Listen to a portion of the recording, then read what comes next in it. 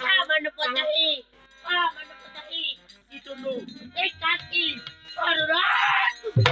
কি বলতেছে বাবা কাল কে স্বয়ং নাকির মাথা কি বলতেছে তুমি সামান্য পথে বাবা কাল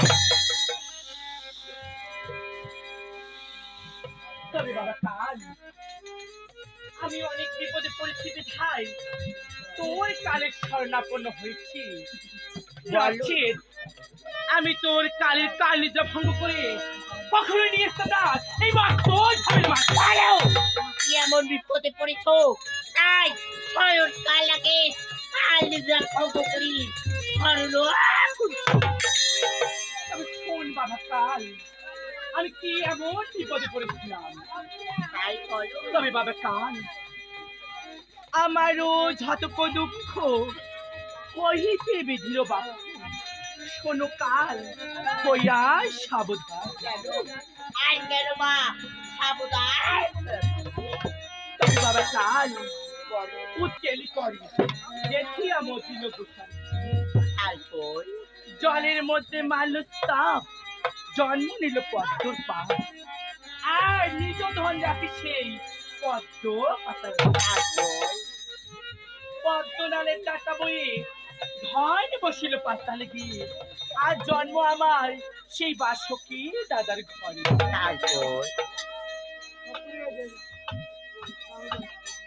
পদ্মবনে জন্ম হয় বিয়ের সাথে নারীতে হয় আর নাম বাকি আমার জয় বা বিশ্বহরি তবে শোন বাবা কাল পিতা আমার 16 বাণী মুনির ও কুমারওয়াণী বিবাহ দেয় তাহারই শনি অদিষ্ট কপালের দোষে স্বামী ফিরে গেছে মরি একুরা চুমর নাই হয় বসতি বাবা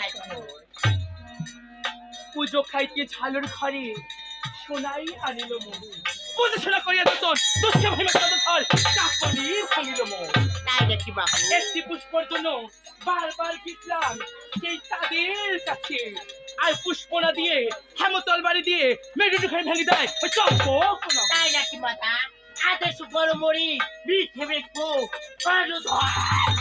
না বাবা কাল না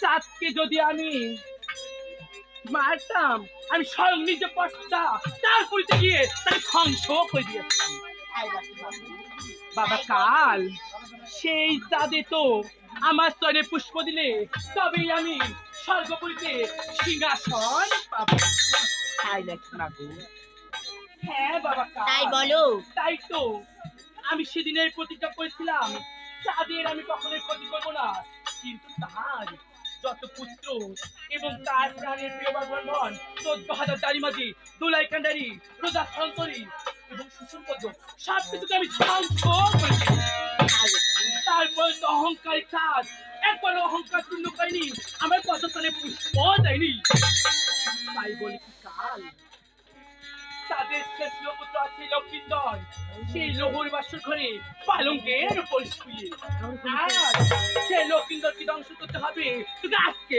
নজর না আমারও বিষয় যারা কখনো হয়ে যায় তারা আমারও বিষয় যায় সবকিছু আকাশে উড়ে পাখি আমি যদি তারে দেখি এগো অসু তবে বাবা কাল পারবো সে বালা তো পারবে না না শেষবারের মতো বলছি কাল তুমি কি পারবে কি না শুনে রাখো বাবা কাল তুমি যদি নাহি পারো সেই লক্ষ্মীদেরকে দংশন করিবার, আমি স্বয়ং পদ্মা নিয়ে যাবো সেই লক্ষ্মীদেরকে দংশন করিবার। আর ফিরেছে আমি বিনাশ করব। যা বাবু, পারবো, কিন্তু আবার কিছু কথা আছে। কি এমন কথা আছে বাবা কাল? খুলে বলো। করিব বালার চিত্তর,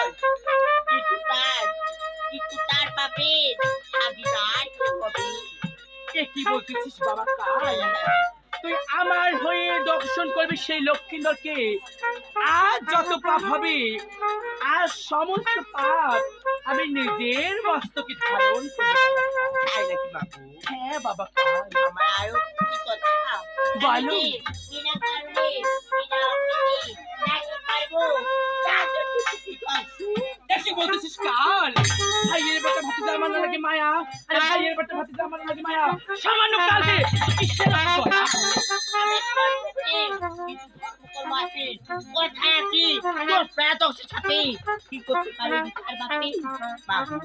আমি কি পারবো না? তবে ঠিকই বলেছিস কাল। আরো আমি ব্যবস্থা করে দিচ্ছি। আমার বাবা অসংখ্য মশা তৈরি করে দেবো, আর সেই মশা বাঁধি দেবো লোহর বাসা ঘরে।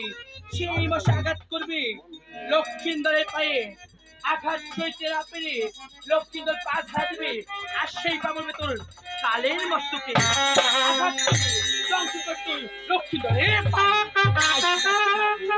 কিন্তু মা, চন্ডী তারা মারবে, পালক খেলা করবে, সাথীর হাত উপর আমি শট করি, সেই পালকে কিভাবে করবে?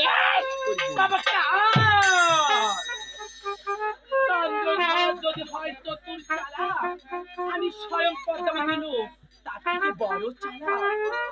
আমার ভয়ে তার ছেলের বাসস্থান গড়াচ্ছে, সেই বিশ্বকর্মা দ্বারা সেই লোহর বাসর ভুবন আমি স্বয়ং পদ্মাবতী ছলনা করে সেই লোহর ঘরে আর সামান্য পালো।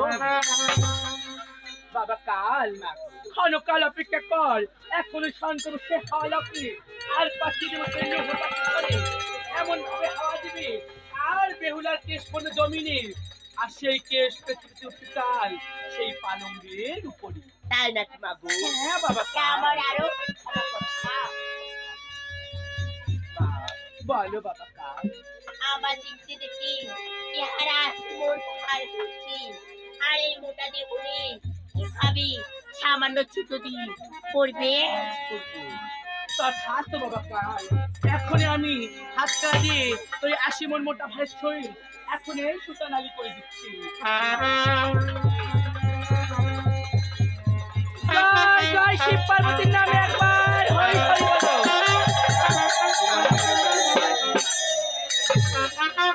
এই নে বাবা কাল, আমি তোর 80 মন মোটা ভাইয়ের শরীর সুতানালি সংকোচ করে দিলাম। বাবু, তাই কাছে কোনি বাত আপনার চিঠি দাও মা, মারিয়া।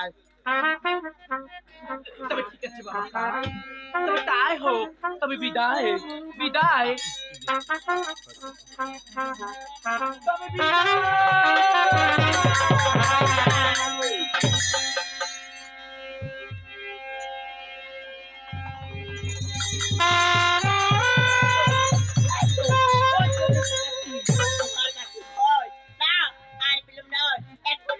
ওই ম্যাডাম করি করবে, করবো, করবে,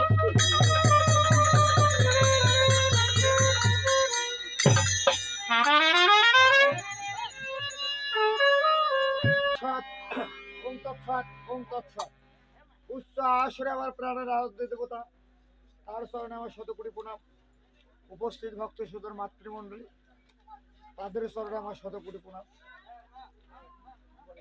যা হোক, এখন আমরা দংশন ছিনিয়ে দেব। লক্ষিন্দর মারা গিয়েছে, কিভাবে বেহুলা তার স্বামীকে জীবিত করেছে আমরা শিবের কৈলাস পর্যন্ত দেখাবো দৃশ্য। সারা রাত গান চলে, তবে যদি থাকেন তা আমরা সারা রাত গান, কাল সকাল পর্যন্ত গান গাবো।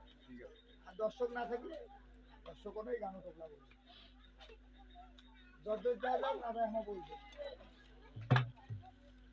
যা হোক, এখন হচ্ছে দংশন শ্রেণী। হয়তো আমি এলাকার ছেলে, কারো ভাই, কারো ভাতিজা, কারো ভাগ্নিয়া, কারো বন্ধু। আমি ছেলে মানুষ, গত 2 বছর থেকে গিটার করতেছি। এবার আমার বাড়িতে অনুষ্ঠান নেওয়ার পর আমার দল দিয়ে পরিচালনা করছি। যা হোক, আমার যতটা জ্ঞান গরিমা দেয়, আমার ভাষায় চলায় যদি কোনো রকম বেয়াদবি করে থাকি, তা ক্ষমা দৃষ্টি দিবেন। আরেকটা কথা হচ্ছে, হয়তো আমার যদি কোনো ওস্তাদ ব্যক্তি থেকে থাকেন, আমি এখন দংশন শ্রেণী দিচ্ছি, যদি আমাকে কোনো রকম পরীক্ষা করেন, আমি কিন্তু তাকে ভালো করতে পারবো না। কেননা আমি পূর্বে বলেছি, আমার ততটা জ্ঞান গরিমা তন্ত্র জানানি। আমার করজোরে অনুরোধ, যদি আমার কোনো গুরু ব্যক্তি থাকেন, আমাকে কোনো রকম পরীক্ষা করবেন। বল জয় জয় শিব পার্বতী।